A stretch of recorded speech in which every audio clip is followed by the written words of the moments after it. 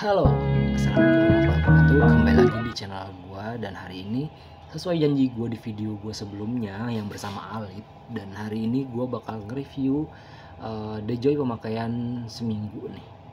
Udah masuk ke seminggu lah, hampir mau 2 minggu.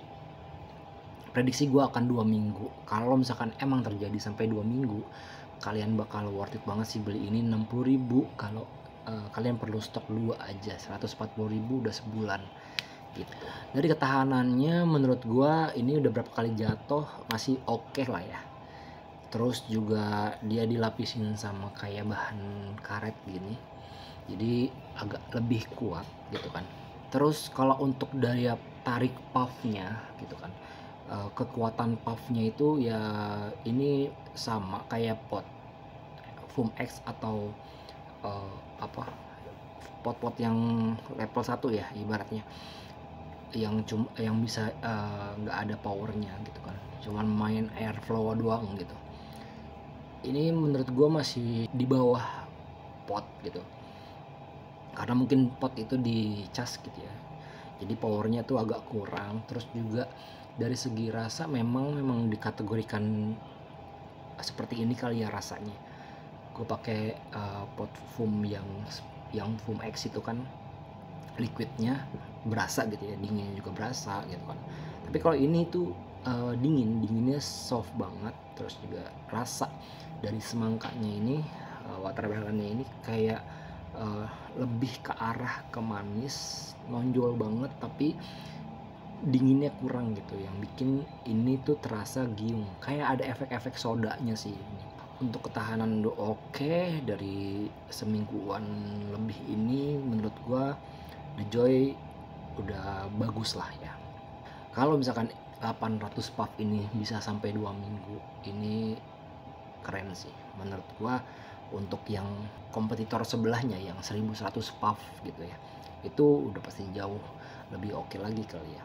Nah, untuk dari rasa, kita masuk ke rasa nih guys. Dari pertama kali ngepuff sampai ke semingguan ini, dia tuh rasanya konsisten loh. Dia nggak ngerubah rasa, nggak berkurang rasa gitu ya, stabil aja gitu ya. Nggak tahu ini dia dibuatnya gimana gitu ya, atau ini full tuh di situ, di dalamnya tuh full kapas dan liquid, gua nggak ngerti. Cuman yang jelas konsisten banget sih rasanya, nggak ada perubahan rasa lah di situ. Cuman kalau misalkan dibanding sama pot gitu ya, ini jauh sih menurut gue, jauh. Kalau misalkan gue disuruh milih, kayak mendingan beli ini atau beli liquid sama cartridge, mendingan gue beli liquid sama cartridge gitu deh, karena udah jelas rasa liquidnya tuh emang oke. Guys, mungkin segitu aja review gue kali ini. Kalau menurut gue worth it atau enggaknya, ini sih kalau kalau misalkan dipakai terus menerus kayaknya semingguan lebih udah bakal habis nih, nggak nyampe 2 mingguan lah ya. Jadi menurut gua akan lebih mengarah ke arah 140 ke atas lah menurut gue ya. Jadi menurut gua agak lebih boros dibanding pot yang biasa kita per bulan beli cartridge sama liquid aja gitu. Karena kan kalau misalkan gua biasanya pakai foam X gitu, gue selalu beli cartridge sama liquid aja gitu. Cartridge-nya 35.000 atau 40, liquidnya tuh 100 atau 110 lah ya, masih di bawah 150-an sama gitu kan. Jadi menurut gue masih juara pot lah ya, karena gue nggak mikirin soal desain atau apa segala macam, yang penting gue fungsinya gitu kan. Ini udah fungsi banget gitu, sesama kayak foam X gitu. Karena gue kalau misalkan pengen yang pengen terlihat mewah atau apa segala macem, gue pasti gue beli yang bisa ada powernya atau airflow-nya bisa di setting, ada LED-nya gitu-gitu ya.